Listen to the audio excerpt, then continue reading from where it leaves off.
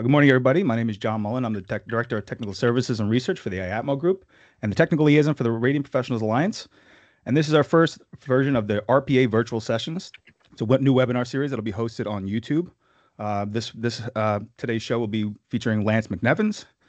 And this link here will take you over to our YouTube page where you can like, subscribe, and save some of these videos for later. We are growing a collection of webinar series out there for educational purposes. So we hope that you take a look, like, subscribe, and save for later. Still letting in some guests. All right. Today, I'd like to just thank our sponsors. The RPA has a number of sponsors here. The Unico Systems, Climate Control Group, Water Furnace, Taco Comfort Solutions, the Plastic Pipe Institute, Nexus Valves, Albert's Hydronic Flow Control, ICSPA, Federated Insurance, Tungsteel Corporations, Surge Digital Marketing, and Geothermal Rising. If anybody's looking to advertise with the RPA, you can click this little link over here or scan it with the QR code. These are our sponsors for today's webinar. The RPA does have a few upcoming meetings I'd like to share with you all. We will be at the IATMO Annual Conference of September 22nd through the 26th at Planet Hollywood Resort and Casino in Las Vegas, Nevada. Also, we'll be attending the AHR Expo in February between the 10th and the 12th, 2025 in Orange County Convention Center, Orlando, Florida. If anybody's interested in speaking on behalf of the RPA, you can scan that little QR code there. It'll take you up to a sign-in sheet where you can provide me with your name of your presentation, your abstract, and we'll get back to you accordingly. We are looking to book guests and speakers for that show. So please, if you're interested in speaking for us, scan that QR code right there, please. Just some general housekeeping before we get going with the webinar. By the nature of trade associations like the RPA and the HIAC bring together competitors, which means they're subject to higher scrutiny of anti-competitive issues. Antitrust laws prohibit agreements and coordination of efforts unreasonably interfere with free and open competition, and penalties for violations can be served. IATMO and all of its subsidiaries adhere to antitrust laws and expect all webinar participants to do the same. During this webinar and any other interactions outside of it, discuss agreements that could restrain competition are strictly prohibited. This includes exchanging information of individual prices, rates, coverages, market practices, claim settlement practices, or any other competitive aspects of an individual company's operations. Each participant is obligated to speak up immediately if any discussion strays outside of these bounds. Your continued attendance and participation in this webinar signifies an acknowledgement and acceptance of this policy. This session will be recorded, and it's available for all viewing at a later time. All attendees' mics will remain muted for the duration of the session. And please utilize the chat for Q&A, and our speaker will be notified if time permits. So before we jump right in, this is today's session. This session is by Lance McNevins, and Lance is the Director of Engineering at the Building Construction Division of the Plastic Pipes Institute. He's been in plastic pipes industry since 1993, involved with applicants such as hydronic, heating and cooling, geothermal, plumbing, and fire protection systems. Lance serves as a technical committee member for ASHRAE, ASPE, ASTM, AWWA, CSA, IATMO, ICC, ICSPA, and RPA, with all focus on codes, standards, and trainings. So I'm going to turn this over to Lance McNevin for his presentation today called Design of Hydronic Snow and Ice Melt Systems to Optimize Performance and Efficiency. Yeah, good morning, everybody. So yeah, we're going to be talking, although it's July and it's really hot outside, this is often a good time of year to actually be talking about, the next season's up ahead. So that's what we're going to be talking about, hydronic snow and ice melt systems here today. And the focus is on design of these systems. The snow and ice melt systems, they're a lot more complicated than heating systems inside a building, right? Because weather is complicated with wind and everything else. And there's so many different issues to get involved with in the overall design and construction of a snow melt system. This could easily be a 2-hour presentation, but I'm going to try to keep it down to 1 hour. So there's going to be some parts of today's presentation that'll be going over a little bit quickly, a little bit briefly, but the full presentation will be available as a recording, of course, as John said, and we can also make the slides available to anybody who wants a copy of the slides. My email address is shown in the lower left here, just lmcnevin@plasticpipe.org. If you'd like to get a copy of these slides, I'm happy to share them after the presentation. So really quickly, introduction in terms of where I work, it's called the Plastics Pipe Institute, which is a nonprofit trade association that began way back in 1950. PPI is based in Irving, Texas, near Dallas, and the association has 5 different divisions focusing on pipes for different types of applications.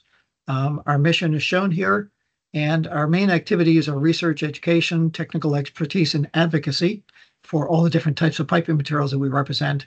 And we're supported by over 180 member firms involved with the plastic pipe industry in North America. And they provide member dues each year that allow our association to continue.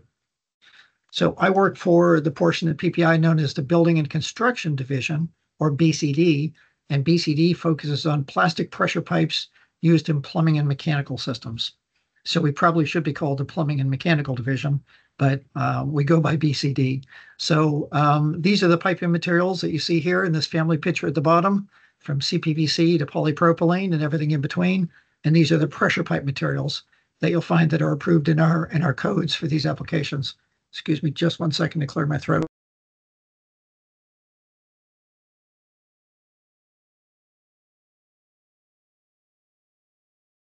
There we go. Sorry about that.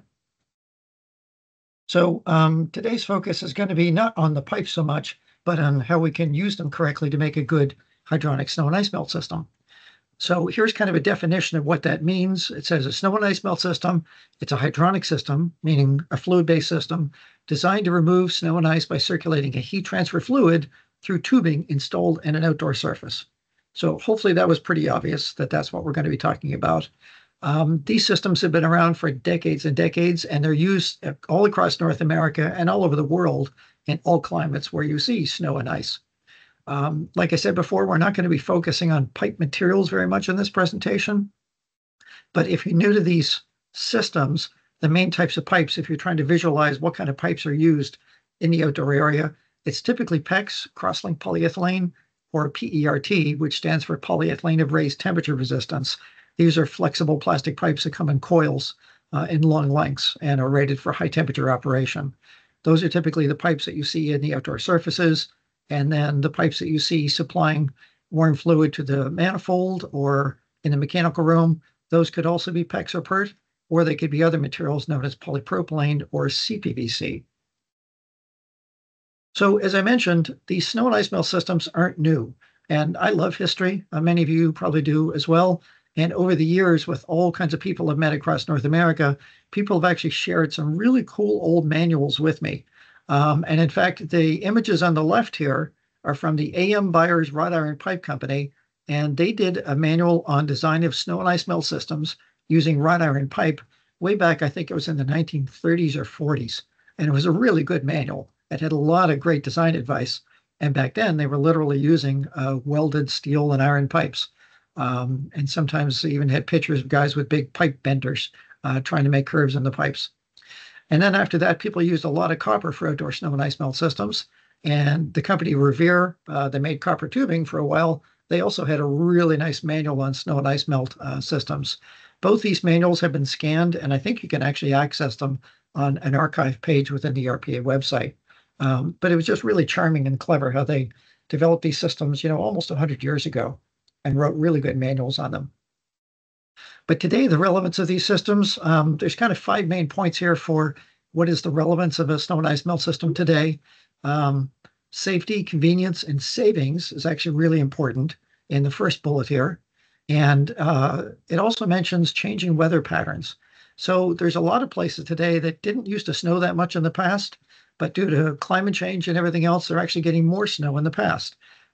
So part of resilience, if you hear the term resilience a lot these days, it means being ready for the unexpected, things that didn't necessarily happen very often in the past, but can probably happen more likely in the future. So that creates some sort of a need for snow and ice melt systems. The other most basic thing is that for any kind of commercial or institutional building, removing the snow and keeping those surfaces clear of ice is a really high maintenance cost. Using lots of labor, lots of equipment, sand and chemicals and things like that. So we can actually, in many cases, eliminate all that equipment and those personnel, those jobs working outdoors with our fully automatic hydronic snow and ice melt systems. Aging populations. The baby boomers are aging for sure. And I'll be there pretty soon myself as well. And it's getting harder and harder to shovel snow. And yet we need access to services, and we don't want to slip and fall when we're trying to get to a clinic or something like that. So that creates more need for snow and ice melt systems. And the operation cost, as I mentioned before, the maintenance cost, Well, there's also the cost of operation of a snow and ice melt system. A lot of people look at these hydronic systems using some sort of energy to melt the snow away on contact. They look at it as a luxury. Believe it or not, it's more of an essential than a luxury these days. And in a lot of cases, it's going to take less fuel and less annual cost to operate one of these systems as compared with mechanical snow removal, the old-fashioned way, using pickup trucks, the snow blowers, the snow plows, and things like that. Those are very expensive pieces of equipment that use a lot of fuel to power them. So in a lot of cases, we can actually save facility owners money as compared to having those annual snow removal contracts. And then finally, a benefit is reducing liability. If you can increase the access to your facility, whether it's private or public, potentially you're reducing liability and potentially even reducing liability insurance.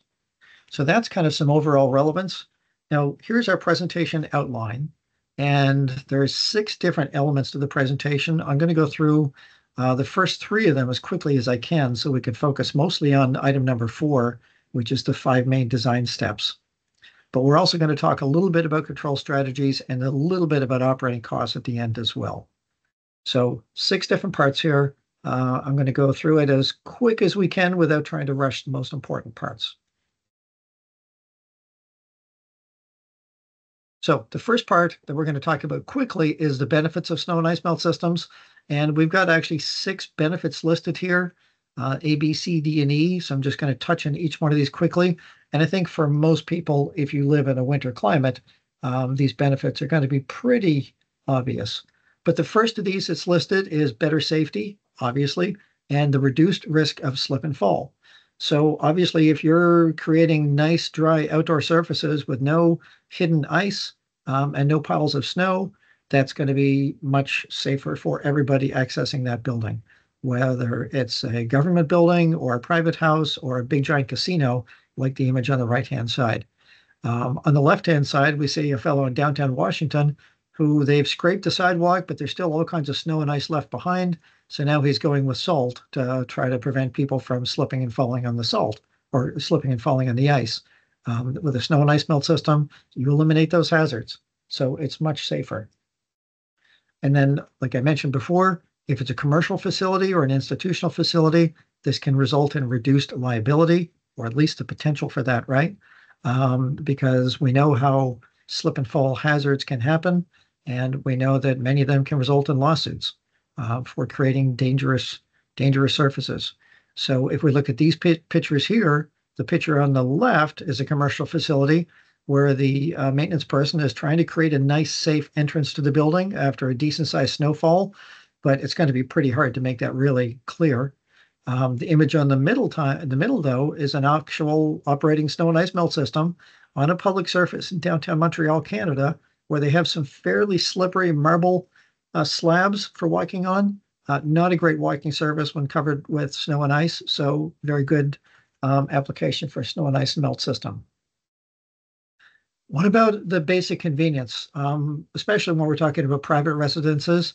Yeah, if you're young and fit and things like that, shoveling snow is nice to do once in a while. But if you're somebody who travels a lot, like a lot of we do, then you're leaving your family behind in the snowbanks, and you're not there to be able to help. And again, as you get older, your back, your heart, all kinds of health issues can happen when people are trying to shovel away heavy, wet snow, especially. And every time there's a big snow event in a lot of places, the hospitals fill up with people who got injured one way or another from dealing with that. So again, the convenience is pretty obvious for being able to automatically melt the snow and ice away.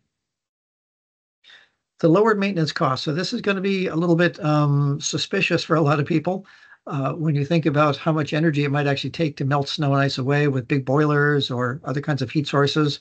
Could be geothermal, could be waste fuel or waste heat. There's all kinds of applications that we'll talk about later in terms of where the energy can come from. But the alternative is, again, hiring people with pickup trucks and snow plows and snow blowers and things like that to come and plow a parking lot. If it's snowing for 8 or 10 hours on a typical snow event, and you're operating a restaurant or a gas station or a grocery store, you might have people coming back every single hour to kind of keep that building accessible during the snow event. And then they come back afterwards again and they scrape it again. And then snowbanks keep melting and leaving hidden ice hazards across the property that they have to salt and sand for. So if you look at the real costs of snow removal in the traditional way, it's thousands and thousands of dollars. Um, on the image on the left here, we have the snow removal system for a parking garage, which is pickup trucks and spreaders and salt and sand. And on the right-hand side, we have an image of one of my local banks. At a recent snowfall, they threw a lot of salt out there, probably more than what they needed. This is definitely damaging the concrete and also gets tracked inside the building. And then somebody has to mop it up and clean it up inside the building too. So none of those operations are free. So we're also claiming here a minimized environmental impact because, again, the amount of fuel required for all these mechanized snow removal equipment, it's pretty significant.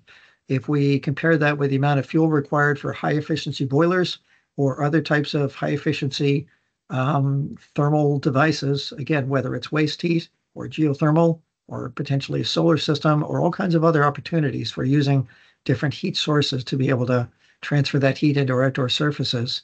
They can be using over the course of a winter a lot less energy. Just count up your energy. They can be using a lot less energy at the course of a winter to simply melt the snow away than to power vehicles for pushing it and scraping it and trucking it and things like that. And then again, if you're doing salting and sanding afterwards, where does that salt and sand go? At the next rainfall, it's washing down into the storm drains and into our water systems and everything else. Not a great environmental system that way. So we can really reduce the environmental impacts by melting the snow on contact exactly where we need to, using high efficient heat sources and controlling them well so that we're not wasting energy when the systems aren't needed. And then long-term reliability. Everybody here, I think, is probably pretty aware how reliable hydronic systems are, whether it's the heat source, the circulator, or the piping itself. When we're putting plastic tubing inside our outdoor surfaces, it's not going to corrode. It doesn't corrode on the inside. It doesn't corrode on the outside. The type of plastic tubing that we're talking about withstands expansion and contraction and thermal cycles. You could have it being off for 3 weeks and then turn on suddenly when the snowfall starts. So the tubing can withstand all kinds of outdoor exposures like that. And PEX and PERT tubing systems have proven themselves over many decades of operation around the world. In fact, the first PEX systems for radiant heating were installed in 1972. And if you have to do the math, that's actually now 52 years ago. So PEX tubing systems have been around for a very long time and have proven themselves to be highly reliable. Here on this slide, you see just a few of the details in terms of temperature and pressure ratings for both PEX and PERT tubing. And the pressure ratings for these tubing materials is far in excess of what most hydronic systems will ever need. So don't worry about the reliability of the tubing going in this lab. All the tubing, whether it's PEX or PERT, is made to national standards by ASTM or CSA, and that's actually required in our codes, that if you're using hydronic piping like this, that the piping be made and certified to one of those national standards.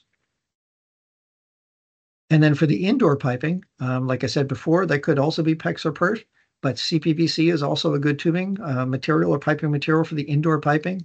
That means potentially going from the manifold to a heat exchanger or to the actual heat source. And then polypropylene, which is joined via heat fusion, is also a great piping material for all the indoor piping. When it comes to if you have remote manifolds, if you're trying to visualize if my boiler is over here, but my driveway is 300 feet away, how do I get the heat over there? In a lot of cases, people are using pre-insulated PEX tubing. The image on the far right here is some of that, where you can actually have both the supply and the return pipes inside one outside casing that's waterproof and gets buried directly in the soil. And if you need a 300-foot piece of pipe, you buy a 300-foot coil of your pre-insulated PEX and install it in a trench with no joints other than at the very ends of the pipe. So it's a very reliable way of setting up these piping networks. So that kind of wraps up our first learning objective, which is really just on the benefits. Hopefully those are mostly obvious, but that we pointed out something new. The second point of the presentation is on the installation techniques. And although this course is focused on design, if you've never seen how the tubing goes in the outdoor surfaces, this is an important thing to know. So in this part of the presentation, we're going to be focusing on 3 major types of outdoor surfaces: poured concrete, interlocking paving stones, and asphalt. Each of them are unique and have their own challenges, as you can imagine. The most common of these is poured concrete. And if you've done radiant heating before, doing a snow melt system is a lot like a radiant heating system, where from the bottom to the top, you've got your subgrade, which has to be compacted for whatever traffic is going to be on it. And then you have an appropriate layer of insulation. We'll talk about that in more detail in a minute. And then you have your tubing fastened down typically above the insulation, and the concrete is poured around the tubing, so the tubing is embedded inside the concrete. Now, ideally, for heat transfer and thermal efficiency, you actually want that tubing to be 2 to 3 inches below the top surface of the concrete. So if this was going to be a 6-inch thick concrete slab for a heavy loading dock or something like this, you wouldn't really want the tubing at the bottom of that. It would still work at the bottom, but concrete is not the best conductor of heat. So if the tubing is 5 inches below the top surface, you have to drive that heat through a lot of concrete before you're melting snow. So ideally, you're going to use different types of fasteners, whether it's fastening the tubing to wire mesh that gets lifted, or other types of clips or chairs, so the tubing is elevated within the concrete and held to be about 2 to 3 inches below the top surface. But other than that, those systems work quite well and go together quite straightforward. Here is a photograph here of a building entrance on the left-hand side. You can see there's insulation down, and then there's like a wire mesh on top of that, and the tubing is tied to the wire mesh. And the whole wire mesh tubing complex or assembly would have been lifted up a little bit before the concrete is poured. So the tubing is not sitting at the bottom of the concrete. Here's another picture here, and in this case, the installer is actually putting the tubing over a wire mesh, but using a rebar tire gun, which was originally developed for rebar and bridges, but it was a really fast way of fastening your tubing to rebar or wire mesh. So that's just kind of a quick insight into building systems with concrete. And with paving stones, it's similar but different. With paving stones, there's always some sort of a media bed below the paving stones. And in that case, the tubing is typically is installed inside the media bed. So that media bed, we call it media. It could be just a sand bed, which is what's most commonly used. So again, they would prepare the subgrade, put a good quality insulation down, and they could fasten the tubing directly to that insulation layer, and then place the sand bed around the tubing and compact it properly, so that it will conduct heat as good as possible, and then place the paving stones on top of that. And by necessity, the tubing isn't as close to the top surface as it would be installed inside concrete, which means it's not going to be as responsive, and you're probably going to need a slightly higher water temperature to melt snow in this application compared to having the tubing embedded inside concrete, but it still works. There's thousands of these systems out there, and they work perfectly well. You just have to tune them so that they actually work properly with the paving stones. So again, I'm not getting into a ton of detail here in terms of how to build these systems, but there's a group out there called the International Concrete Paving Institute, icpi.org, and they actually have some technical papers on their website about how to properly do a snow melt system with paving stones. And here's an image here on the left-hand side. You can see the sand has been placed over the tubing. And really, you want the minimum amount of sand around the tubing. If the tubing is actually touching the paving stones, that's probably okay. But really just follow whatever advice the paving stone company says is needed in terms of the thickness of the sand. The third types of outdoor surface that we'll talk about really quickly is hot asphalt. So asphalt, obviously, it doesn't get placed cold. It gets placed as a very hot material, sometimes well over 250 degrees Fahrenheit when it's coming out of a truck and being spread onto an outdoor surface. That is too hot for plastic tubing to be embedded inside 250-degree asphalt. So the key of doing a successful asphalt installation, if people want that blacktop surface, is again, the tubing has to go inside a media bed. The recommendation is sand or stone dust to be compacted around the tubing. And then the hot asphalt is actually placed on top of that sand or stone dust bed layer. So we're not putting the tubing right in the middle of the actual hot asphalt, because the heat from that would just soften the tubing and practically melt it. So that would not be successful at all. But even with the drawing that you see here, with the tubing in a sand bed or a stone dust bed below the hot asphalt, there's still going to be a tremendous amount of heat going into that tubing, especially in a hot summer day with the hot asphalt being placed on top. So the key to protecting your tubing here, and I won't get into the details too much, is you need to have all the tubing connected to a manifold and a source of cold water, and have cold water flowing through the tubing during the placement of the hot asphalt. Use a valve to regulate the flow of the water. You don't want to waste water, but you want to keep the water going through the tubing fast enough so that the exiting water temperature coming out of the end of the tubing is no more than 150 degrees Fahrenheit.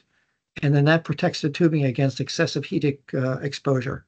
And you can regulate that flow with the valve at the end of the line from the manifold or however you're piping this up. And keep the water flowing through the tubing for hours until that asphalt is cooled down, because otherwise you risk heating the tubing too much, and then it can soften and compress under the weight of the hot asphalt. But if you follow those pieces of advice, these systems work very well, and there's thousands of them out there operating today. Now, I did talk about insulation a couple of times, and this is an important design element, is to have the right amount of insulation below your outdoor surface. Some people skip the insulation.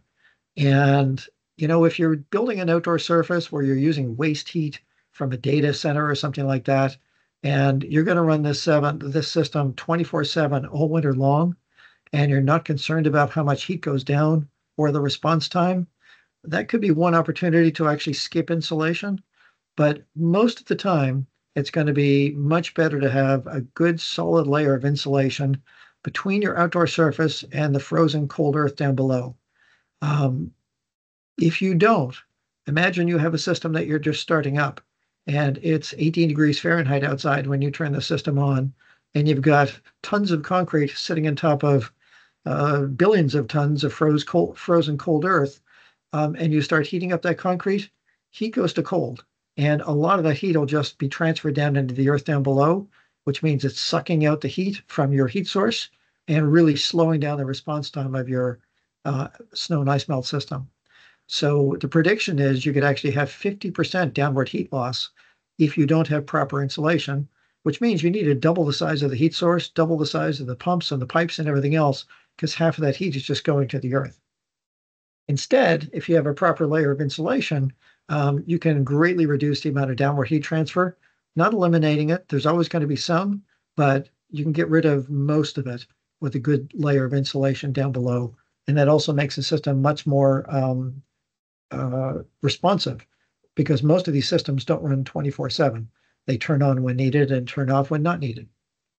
So in terms of the type and the amount of insulation, most of the building codes, mechanical codes, say you need at least an R5 layer of insulation below snow and ice melt, but many designers will specify twice as much with an R10 layer because of the improved response time that you get with a good layer of insulation. And then you also want an insulation product that's thick enough and strong enough to deal with the type of loading that's expected. So that type of insulation is often extruded polystyrene.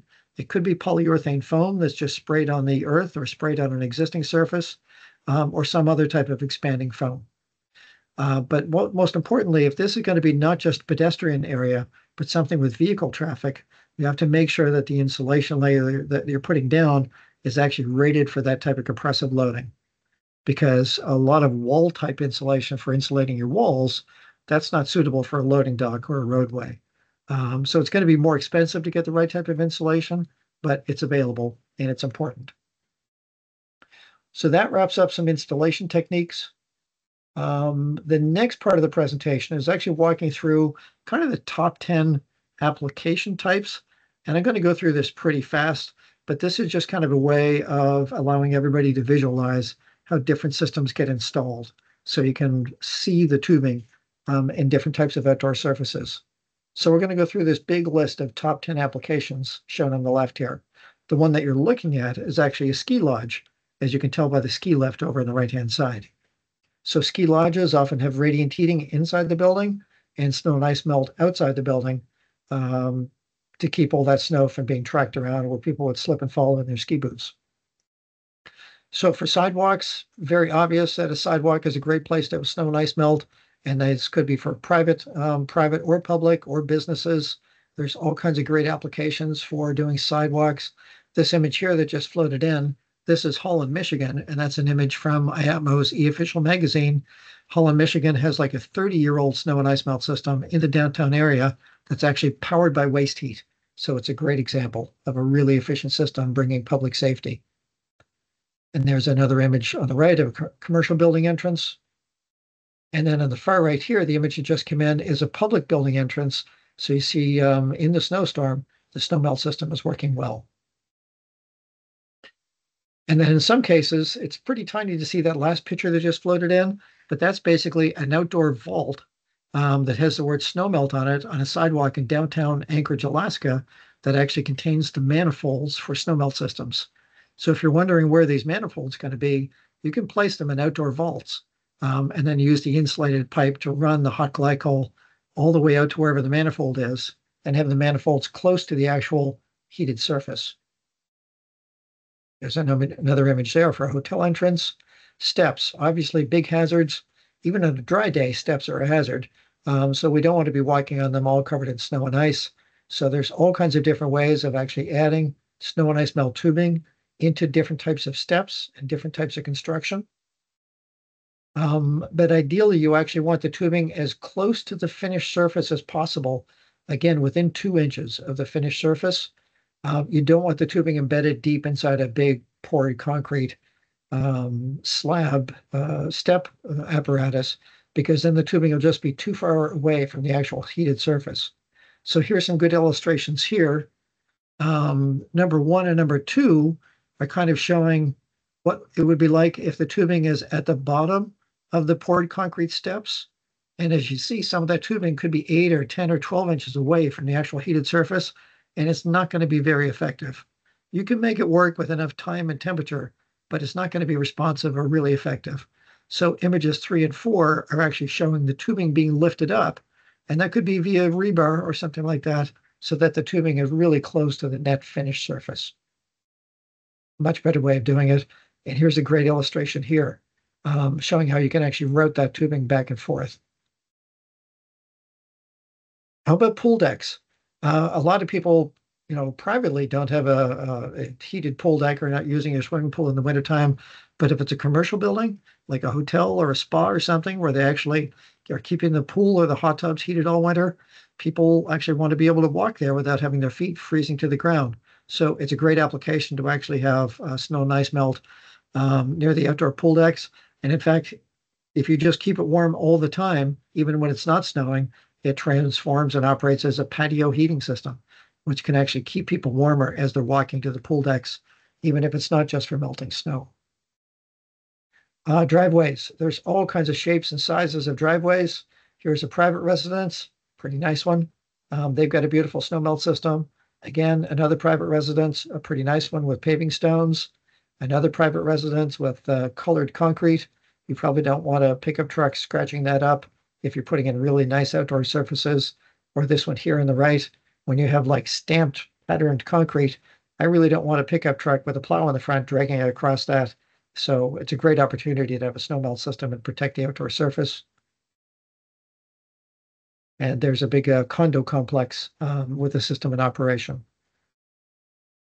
Ramps, obviously another obvious place where we want good protection for people walking in outdoor ramps.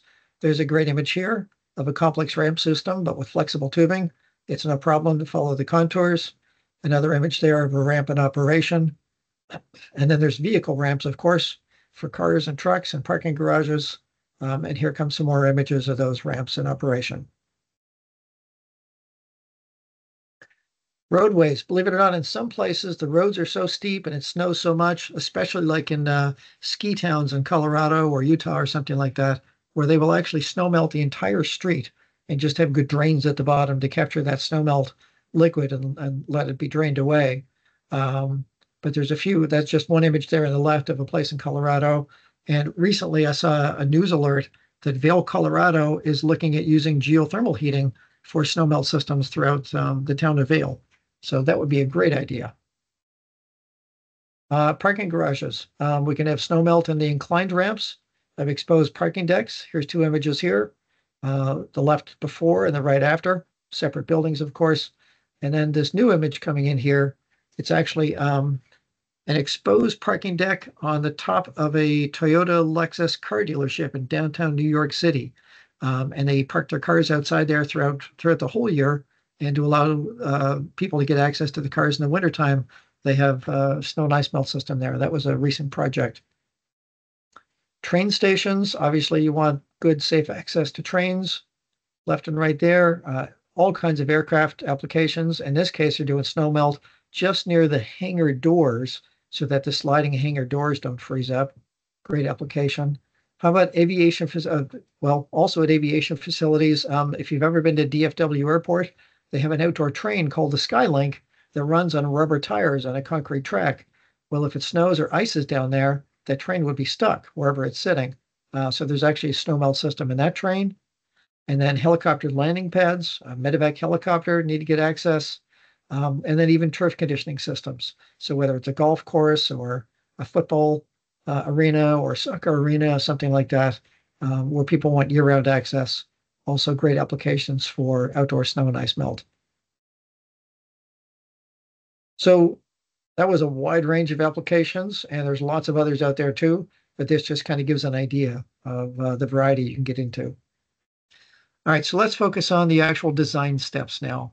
And it might seem like a bit of a mystery, but if you follow these design steps, it can actually be pretty straightforward to come up with a good, reliable snow and ice melt design. And there's really 3 steps to think about operating a snow melt system. The first step is when the snow is falling or freezing rain or something like that is falling on your outdoor surface, you need to warm it up to the melting temperature, 32 Fahrenheit, 0 degrees Celsius. And the amount of heat that it takes to warm up, let's say, snow or ice, is 0.51 BTUs per pound. So if it's falling at 18 degrees and you need to warm it up to 32 degrees, you can use that math to figure out how much heat is it going to take to warm it up to the melting point. But then to actually melt it, we're talking about changing the phase of snow or ice into liquid. But this is known. It takes 144 BTUs per pound of water to change it from frozen state to melted liquid state. So that's the next step of the operation of a snow melt system. Is first you have to warm up the snow and then you have to melt it into liquid. And then once you've got the liquid, ideally you want the liquid to drain away and just go down a drain thanks to gravity. But if not, then you also have to evaporate it away. And that also takes quite a bit of energy to evaporate the liquid away to leave you with a dry surface. So all of this can be calculated. But one thing to keep in mind as you're getting ready to design a system or talk about a system with a customer, do we really want to design a system that will function for every possible outdoor weather condition? So if it's the worst case blizzard of the year, does your customer really need their sidewalk snow-free during that time? Whether it's a business or a public building or a private residence, do they really need 24/7 access in the worst case weather? Or if it's this bad and the roads are probably closed, maybe we don't really need to design the system for the worst case expectations.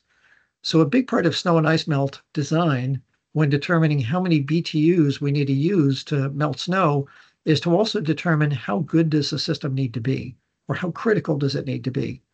And there's a big difference between a medevac helicopter landing pad on the roof of a hospital and a private business or private residence. But those decisions have a huge impact when you're sizing your heat source and your pumps and your pipes. And there's lots of different factors that actually come into play when doing the actual heat flux or heat load calculations. When you think of how complicated outdoor weather is in the wintertime, it's the slab temperature at the start of snowfall, if you're starting a cold slab and warming it up. It's the air temperature. So is it 32 degrees? Is it 22? Is it 2 degrees outside when it's snowing? That has a big impact on the heat load. The rate of snowfall, like how fast is the snow falling? What is the snow density? Heavy wet snow takes a lot of energy to evaporate compared to light dry snow. What about wind? If it's a windy location, that's going to carry a lot of heat away if it's windy during snowfall. And then even issues such as the apparent sky temperature and the humidity level of the atmosphere actually have to be taken into account because these affect the amount of energy it takes to evaporate that water into the atmosphere. So That's just a bit of background in terms of how complicated it could be. But here's the actual 5 main design steps that we're going to go through. First is to select the appropriate performance level for the customer. In other words, is this a hospital entrance or just your driveway to your house or something in between? That has a big impact on how many BTUs per hour you want the system to be able to output. And then that'll be step 2 then, is determining that actual BTU per hour output. Then once you've got that known, then you actually have to size your heat source to make the peak load. Once you have your heat source sized, then you need to size the piping system to be able to distribute that heat. And that's the piping system in the outdoor surface, as well as the piping system between the heat source and the outdoor surface. And that's going to take into account what size tubing do we use, what is the spacing between the tubing, what are the circuit lengths. And then once we have all our piping part laid out, and you know how many BTUs you're trying to deliver, from there you can calculate how many gallons a minute of flow rate is it going to take to deliver those BTUs. And you can size the rest of your hydronic equipment, such as the circulating pumps and expansion tanks and things like that, which is fairly standard hydronic design process. So the biggest part of the conversation here at the beginning is to select the appropriate performance level. And I'm sure everybody here has heard of ASHRAE before. ASHRAE publishes 4 different handbooks, and one of the handbooks is called the HVAC Applications Handbook.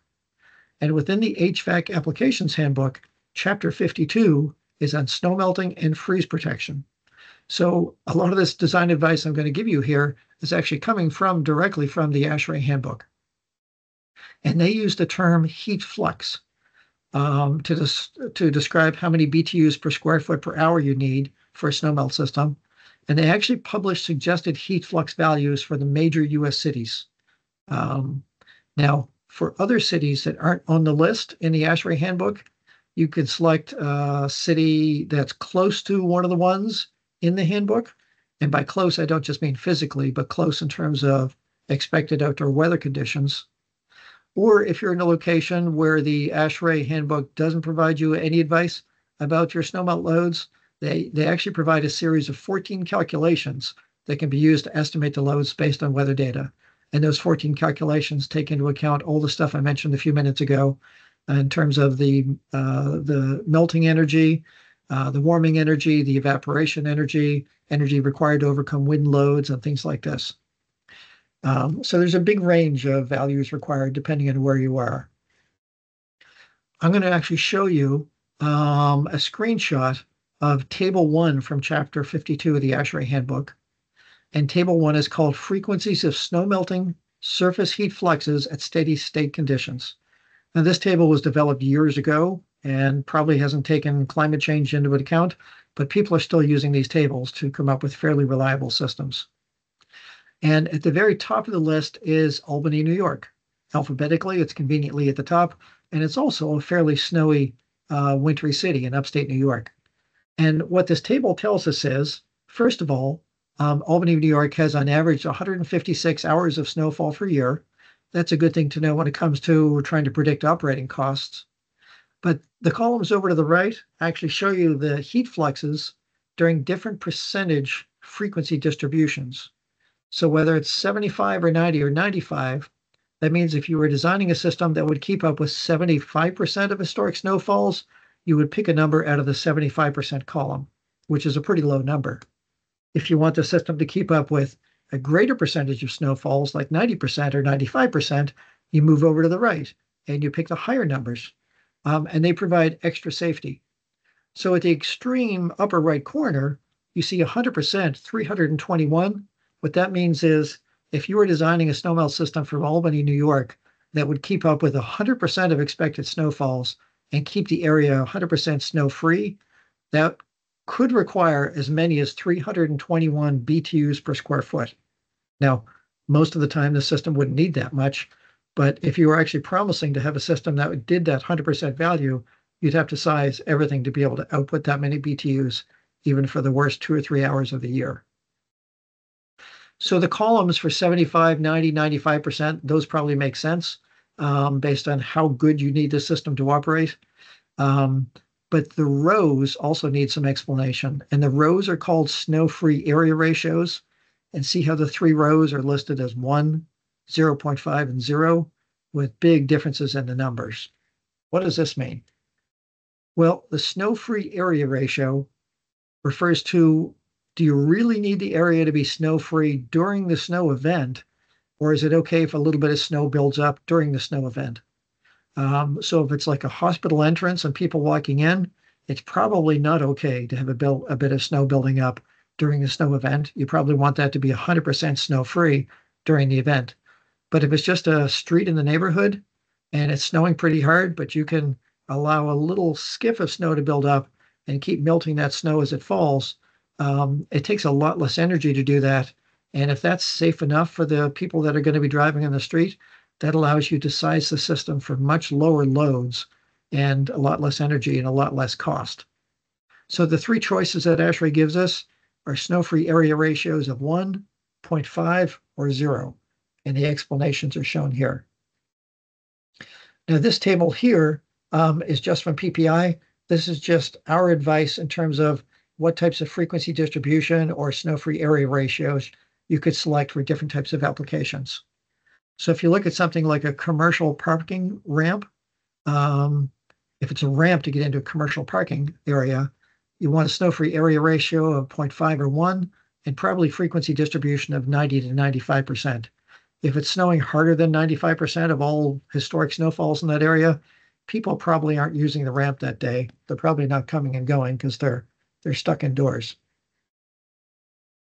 So one way of kind of showing this design process is to do a real example building. And I'm going to spend about 8 or 9 minutes going through this example, so we still have a few minutes left for the other topics, and we'll finish on time. But think of the Albany, New York snowmelt table that we just looked at.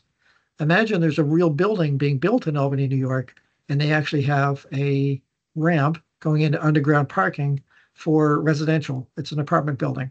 So this is what the building looks like, and this is what the ramp looks like. It's 50 feet long and 20 feet wide, so it's exactly 1,000 square feet. They're going to be pouring this ramp with 6 inches of poured concrete over an insulation base, and there's going to be tubing inside this ramp to make the snowmelt system. Now, in consultation with the building owner said, I'd like the ramp to be 100% snow-free during 90% of snowfall events, but if it's snowing harder than 90%, then it's okay if there's going to be a little bit of buildup of snow on top of that. People will still be able to get into the building and possibly out. So if it's harder than a 90% snowfall, it's still going to melt snow. It just won't be 100% snow-free across the top surface. And that was considered acceptable. And that typically is acceptable for residential buildings like this. So we're going to design the system to be 100% snow-free during 90% of expected snowfalls. And at harder snowfalls, there'll be a little bit of snow buildup, but it'll always finish off by being snow-free when it's done. If you don't know where Albany is in New York, here's just kind of a map kind of showing where it is. I believe Albany is actually the state capital of New York State. And so, yeah, definitely a wintry place.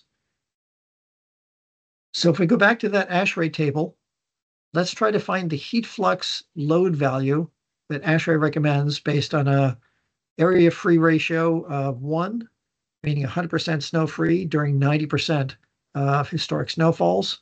And if we follow the arrow, it shows that we need to design the system to output 125 BTUs per hour per square foot. So that's the required output that the system needs. So it's a big number. A radiant heating system in Albany probably only needs 25 BTUs per square foot. This is 5 times more, but it's doing a lot of work, as you can imagine. Now, keep in mind that even if we do have insulation, there's still going to be some downward heat transfer. And ASHRAE recommends that even with a good insulation layer, you should also increase the heat source by 20% to account for downward insulation. Now, if we had no insulation, we would count on half the heat going down. But with insulation, it says only count on 20% downward loss, and that's kind of a worst case situation. So to account for that, we do the 125 BTUs heat demand, multiply that times 1.2, which means we need to size our heat source for 150 BTUs per hour per square foot. And then the piping network also has to be sized to be able to deliver that much heat energy to the outdoor area. Pickup energy, I'm not going to spend much time on this right now, but each time the system does turn on, if it's an on-off system and it's not on all the time, there is a way of calculating how many BTUs it's going to take to heat it up for each one of those pickup times. And that's just based on the thermal specific heat of concrete. So in the example here, we can calculate it. And I'm going to skip through this really quickly, but we're assuming that the system is going to be a cold start temperature of 18 degrees Fahrenheit when it's snowing. It's not always that cold, but that's kind of a worst case thing. And then we want to heat the concrete ramp up to an average temperature of 38 degrees to get good, even surface melting across the top surface. So that's a 20-degree Fahrenheit temperature pickup that we need to do. And based on the calculations of concrete capacity for heat, it's going to take 345,000 BTUs to heat up that concrete slab every time we turn the system on. That's interesting to know for now, but it's also going to be used when we do our annual energy calculations. For step 3 in this process, when we want to select and size the heat source, then we really want to size it around the 150,000 BTUs required output, because that's what that ramp is going to need to also account for the downward losses. So you've got lots of choices for your heat source options. It could be a dedicated boiler, like the one you see here. It could be a shared boiler, because maybe there's already a boiler being used to heat this whole apartment complex, and maybe the snowmelt load is just a really small portion of that. So we share heat from the existing boilers using a heat exchanger or something like that, so that we have the good glycol mixture in the outdoor ramp area. It could be a geothermal water-to-water heat pump. It could be a biomass or wood boiler. There's gas absorption heat pumps now that could do this work. It could be waste heat from industrial processes or even a data center, getting rid of rejected heat. So there's all kinds of options for where you can actually get your heat. Now, when it comes to actually designing the pipe layout, there's some rules of thumb that we use here. And for most of our commercial buildings, we're using nominal 3/4 tubing for the commercial projects. For smaller residential buildings, we'll use 5/8 tubing for driveways and sidewalks and things like that. Or if you need a really flexible, thin wall, low profile tubing, then nominal 1/2 tubing is often used in steps. But typically it's 3/4 tubing for outdoor commercial projects. The tube spacing is typically 6 to 9-inch spacing. The tighter the spacing, the faster the response time, but the tighter the spacing, the harder it is to install as well. And it takes more tubing. So it kind of depends on what is the width of the area so that you get even spacing across the width of the area. In this case, the ramp was 20 feet wide. In terms of the circuit length of the tubing, it's going to depend on the diameter and the flow rate required and all of this, but it typically is in the range of between 150-foot circuits and 300-foot circuits. But in some of our residential systems, it's even shorter than that. And in some of our commercial systems, it's longer than that. So the right answer is it depends on each system. For this particular system for Albany, New York, this is what the ramp is going to look like. We selected 3/4 diameter tubing because it's just long straight runs. We don't need a lot of flexibility here. We're putting the tubing in at 8-inch on-center tube spacing, which works out perfectly for a 20-foot wide ramp. And we're using 250-foot circuit lengths to keep our head loss as low as possible. Now, this is just getting into some math here that I'm going to walk through. But basically what the math tells us is when you have 8-inch on-center tube spacing, there's 12 inches in a foot. So if you do 12 inches divided by 8 inches, that means there's going to be 1.5 feet of tubing per square foot of area. So if it's 1,000 square foot ramp times 1.5, that means there's 1,500 feet of tubing required. We're going to divide that into 6 lengths. You could have done 5, you could have done 8 equal lengths, but I did 6 in this case. So 1,500 feet of tubing divided by 6 equals 250 feet per circuit. And then the total heat load, remember, was 150,000 BTUs. So if we divide that by 6, that means that each circuit needs to deliver 25,000 BTUs per hour per circuit. So fairly straightforward math based on knowing our first number is how many BTUs are we trying to deliver. Once we know that number, everything else is pretty easy to calculate. So we're probably going to use a manifold with 6 outlets. That would look something like this. And I'm not showing all the math here, but you can calculate the flow rate required. based on the capacity of a glycol mixture. So for 150,000 BTUs per hour being delivered, we're going to need 13.6 gallons a minute of flow rate going to that manifold. So when we size our circulating pump, it has to be able to deliver 13.6 gallons per minute of flow rate. Now, in terms of actually calculating the head loss or pressure drop through each of the pipe circuits, PPI has a free online calculator called the Plastic Pipe Design Calculator. Here's what it looks like. If you go online, just go to plasticpipecalculator.com and you select the tubing you're using, the flow rate, the fluid, the length, and even the temperature.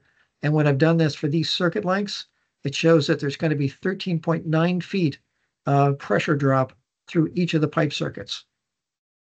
So that's one way of coming up with that answer.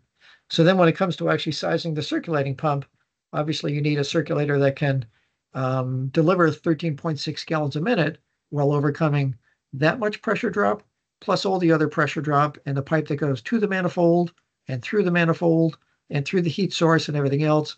In this case, I'm estimating the total pressure drop at 25 feet of head loss. So I need a circulator that'll circulate 13.6 gallons a minute at 25 feet of head loss. And there's lots of them out there that will do that. So that's our basic math in terms of the steps.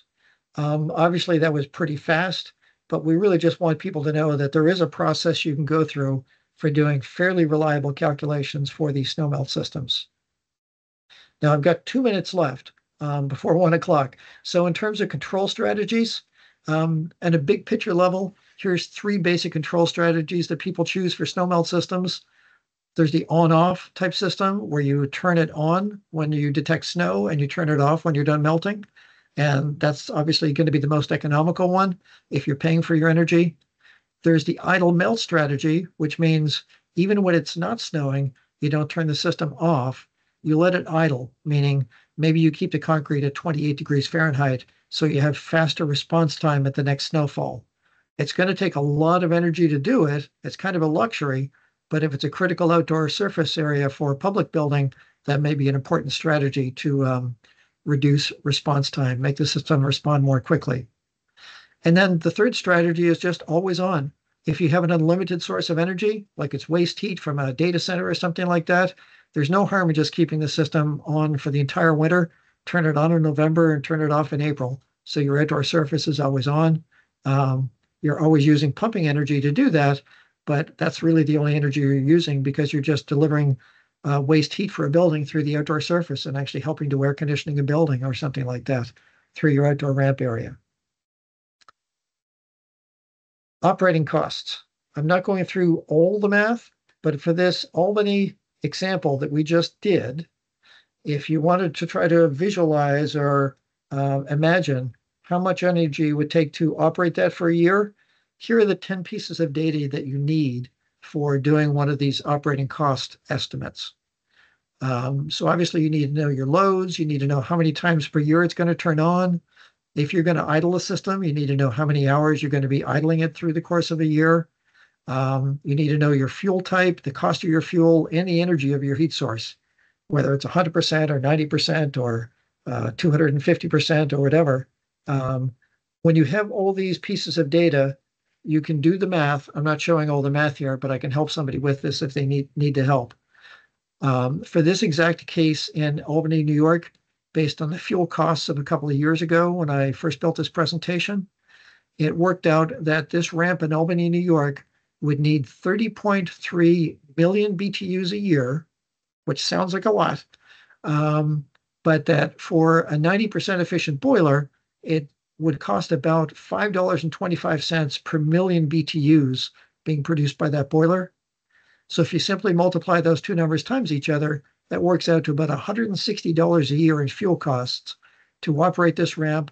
I think that's assuming 20 snow events a year, a total of 156 hours of snowfall per year from the ASHRAE table, and that's leaving a nice dry ramp at the end of every snowfall event. $160 a year is pretty good as compared to what it would probably take to pay somebody with a pickup truck or snowblowers to come and clean this ramp 20 times a year. So it's probably more economical than traditional methods as well. And in a lot of cases, based on talking to people that operate commercial buildings or have a business operating snow removal equipment. Some people have even said, look, this saved me 50% or 90% versus a traditional snow melt or snow removal contract, paying somebody to come and do this.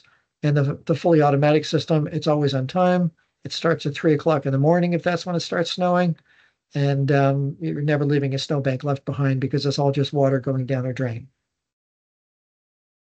So I ran a minute overtime here, but we were able to get through all of the different aspects of this presentation, and including the operating cost part, which probably raised some eyebrows, considering how low that number is. Obviously, your mileage may vary. You have to use your local fuel cost and everything else to do all these mathematical calculations, but there's definitely a way of doing it and coming up with a fairly reliable prediction of what it would cost. Obviously, keeping in mind that every winter is its own winter, and no two are alike. But at least it gives people a ballpark view. So with that, John, that brings me to the end, and I don't know if we have any questions or comments, but I'm happy to stick around for any. Yeah, we have a couple here in the chat. Thank you, Lance. That was excellent. We have one here from Ethan Schreiner. He's asking, where can the snowmelt vaults be purchased? Oh, good question. So I'm aware of one company called Hubble, Hubbel, that does lots of different electrical equipment. And I'm pretty sure they're one of the companies that actually make these big vaults. These vaults are made of a type of concrete mix called quartzite, I think they call it. And they're used for everything from irrigation controls in a golf course to electrical controls at a traffic intersection or internet connections. But you can also get them with the appropriate size for snowmelt manifolds and even with a cover that says snow melting on them. Interesting. All right. And we got one more question here saying, how have you seen hybrid systems where mechanical removal methods are used to move bulk snow to melting pads? So how? Yeah, very interesting. Yeah. I have seen those. Like, let's say you have a parking lot at a business, and they can't afford to do snow melting for the whole parking lot, but they basically make a melting zone off to the side where they push the snowbanks and operate the snow melt there, and it melts the snow from the bottom down. Each one is kind of unique, and it's a little bit of a difficult thing to calculate. And part of the trick is you have to have good drainage to make sure as you're melting the snow from the bottom of the snow pile that it gets to drain directly down. And then sometimes you need to have people come back and bang the snow down so you don't just melt out a cave underneath, and then you don't have any contact anymore. So those systems can work, but I don't believe that they're completely hands off. I think it does take a little bit of human manipulation to make them work properly. But they can work for sure. I have seen them. Very interesting. Thank you. All right. Well, that's it for the questions. And thank you, Lance, for your time, and for everybody else who joined the webinar today. If anybody's interested in speaking on a future RPA virtual session, you can scan that QR code right there or get in touch with me at john.mullen@iatmo.org. And look forward to doing more of these in the future, and keep an eye out for this on YouTube and the Radiant Pro channels. Thank you guys for joining. Thanks, John.